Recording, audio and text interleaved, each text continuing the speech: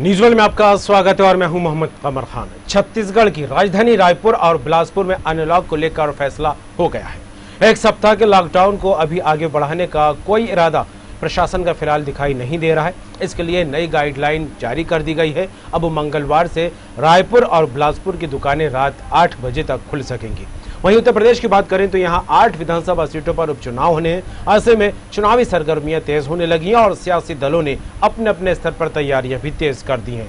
मुख्यमंत्री योगी आदित्यनाथ का दौरों का दौर भी शुरू हो गया है। निर्वाचन क्षेत्र में सौगातों का पिटारा खोला जा रहा है। आज कौन से क्षेत्र का किया मुख्यमंत्री योगी आदित्यनाथ ने दौरा, किस तरह की सौगातों से जनता को नवाजा, तो वहीं छत्तीसगढ़ में लॉकडाउन का कितना असर हुआ और अनलॉक के लिए क्या कुछ दिशा निर्देश जारी किए गए हैं, इसी पर करेंगे बात खास खबर में।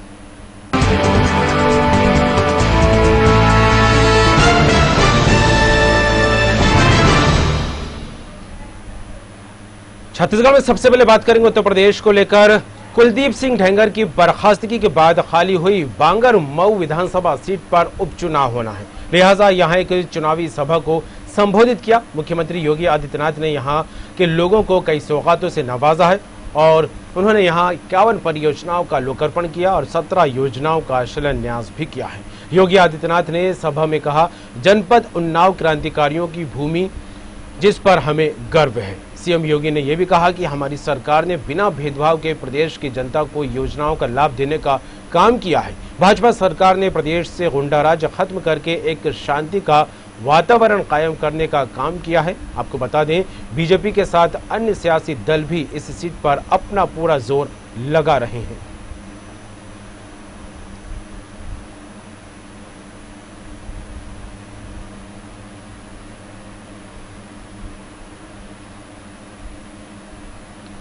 और सीधे चलेंगे लखनऊ। हमारे साथ जुड़ गए हैं Uttar Pradesh state editor RC Bhatt साहब, चुनावी माहौल उत्तर प्रदेश में बनने लगा है। 8 विधानसभा सीटों पर उपचुनाव होने हैं और मुख्य अन्य दलों को लेकर बात की जाए तो तैयारियां जोरों पर हैं, तो वहीं सत्तारूढ़ बीजेपी को लेकर बात की जाए तो अभी से रणनीति पर काम होने लगा है और मुख्यमंत्री योगी आदित्यनाथ निर्वाचन क्षेत्रों का दौरा करते दिखाई देने लगे। आज भी एक विधानसभा सीट का दौरा करने पहुंचे। कई सौगातों से यहाँ की जनता को नवाजा गया है, किस तरह देखें?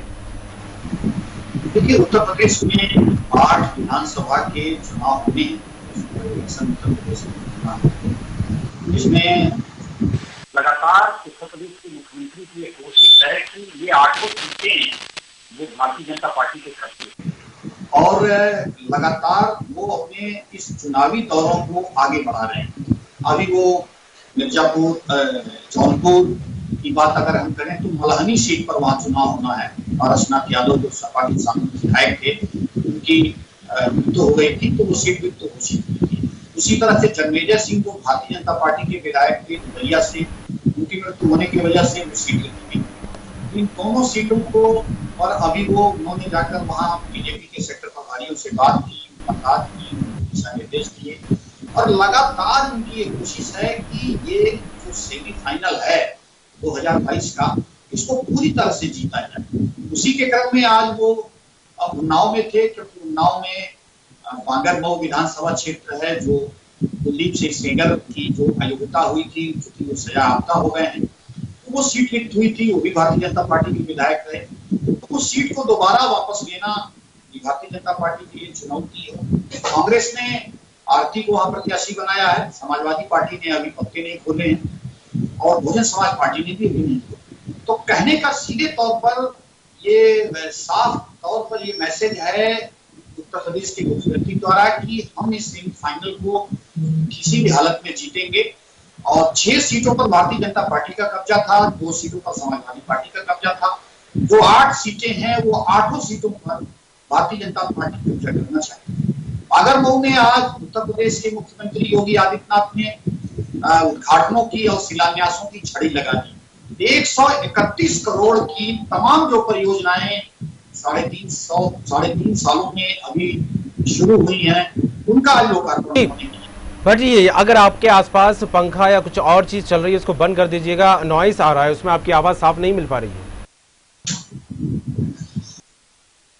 तो ये निश्चित रूप से जो है, ये अगर कहा जाए तो मुख्यमंत्री पूरी तरह से चुनावी मूड पर हैं और उनकी ये कोशिश है कि इन 8 विधानसभा की सीटों को जीता जाए। और लगातार जिस तरह से सरकार काम कर रही है, वो तमाम चीजें वो जनता के बीच में ले जाने की कोशिश कर रहे हैं और ये जताने की कोशिश कर रहे हैं कि उत्तर प्रदेश में भारतीय जनता पार्टी शासित जो सरकार है वो बहुत जन कल्याण को लेकर चिंतित है और लगातार लोगों को फायदा पहुंचा रही है। लेकिन प्रकोप इस समय चूंकि कोविड-19 का है, मरीज भी लगातार बढ़ रहे हैं, उसमें जनता की जो सुविधाएं हैं उसको भी आगे बढ़ाना है।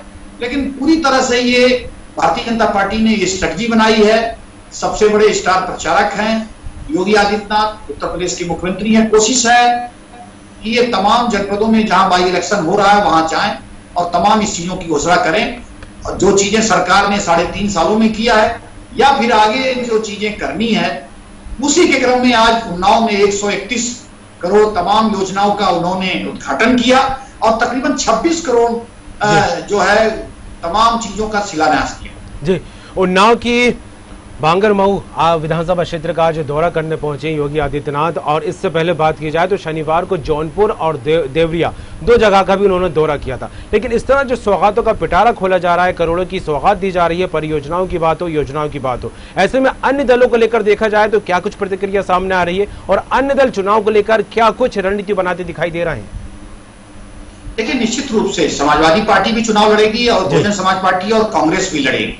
कांग्रेस ने अपने उम्मीदवार घोषित कर रही है, समाजवादी पार्टी ने अभी अपने पत्ते नहीं खोले हैं, बहुजन समाज पार्टी ने भी अभी लगभग अपने पत्ते नहीं खोले हैं।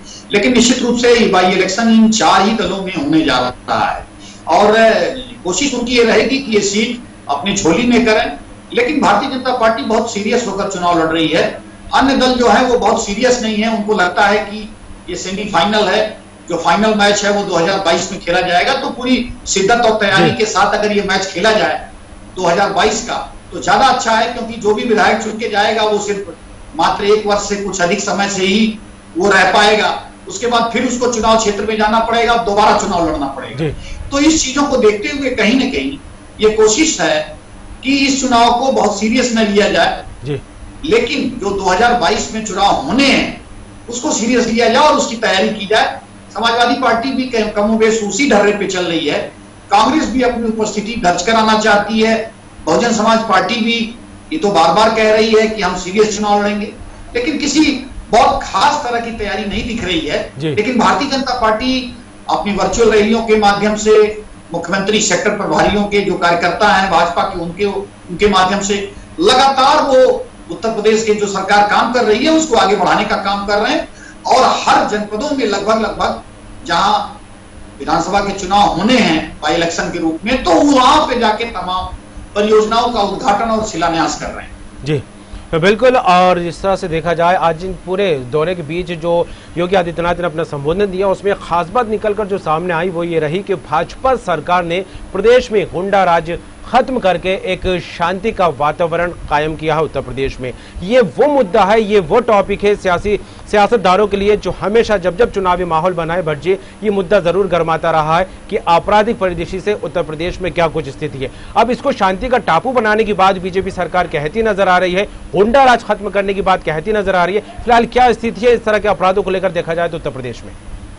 कमर, जिस तरह का उत्तर प्रदेश में लगातार अभियान चलाया जा रहा है, तमाम जो सजा याफ्ता मुलजिम थे, जो बदमाश थे, उन गुंडों के खिलाफ लगातार कार्रवाई हो रही है।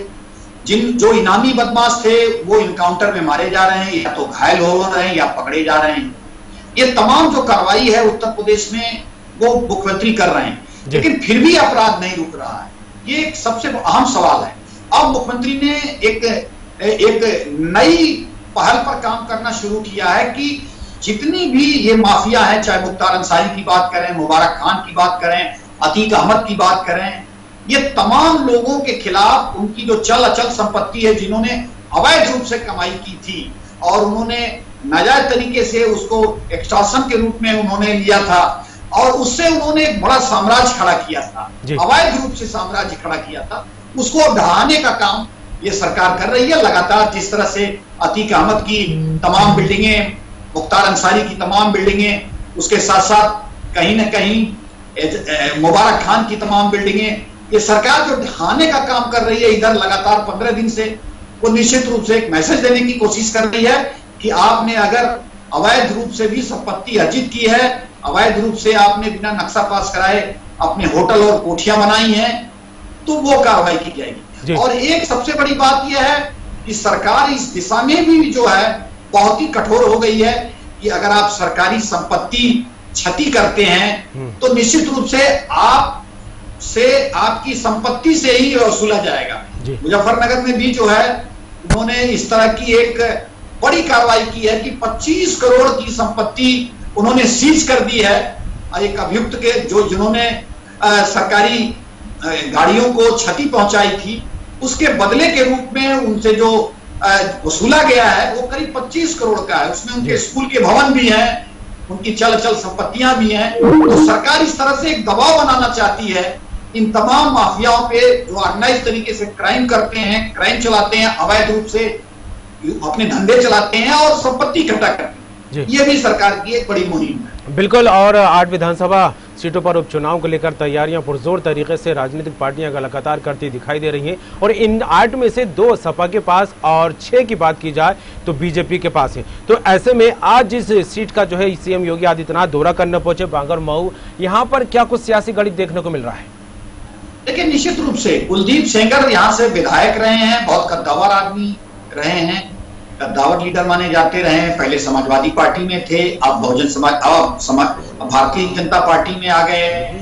उसके बाद कहीं ना कहीं समाजवादी पार्टी भी एक कोशिश सीट छीनने की करेगी, बहुजन समाज पार्टी भी अपनी उपस्थिति दर्ज करा रही है, कांग्रेस ने अपने प्रत्याशी महिला प्रत्याशी दे दिया है। लेकिन भारतीय जनता पार्टी की चूंकि ये सिटिंग सीट थी तो भारतीय जनता पार्टी लगातार कोशिश करेगी कि सीट को जीता जाए। और उसी के क्रम में आज मुख्यमंत्री यहाँ पहुंचे और उन्होंने तकरीबन 131 करोड़ की योजनाओं का लोकार्पण किया है और उसके साथ साथ 26 करोड़ की योजनाओं का उन्होंने शिलान्यास किया, ये बताने की कोशिश करने की कि भारतीय जनता पार्टी ही यहाँ का विकास कर पाएगी और निश्चित रूप से जो कैंडिडेट भारतीय जनता पार्टी का दिया जाए आप उसी को वोट दें, इस तरह का मैसेज देने की उन्होंने कोशिश की। चलिए, बिल्कुल अब देखने वाली बात होगी। घमासान शुरू हो गया है, रणनीति बनने लगी है, मंथन का दौर जारी है। आगामी दिनों में इन 8 विधानसभा सीटों पर होने वाले उपचुनाव को लेकर क्या तस्वीरें सामने आती हैं? भट्ट जी, तमाम बात के लिए आपका शुक्रिया।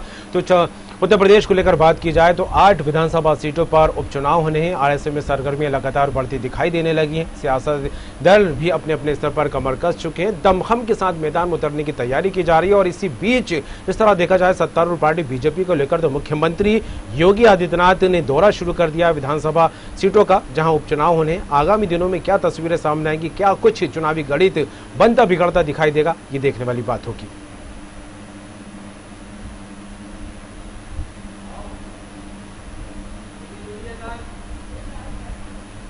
और इसके साथ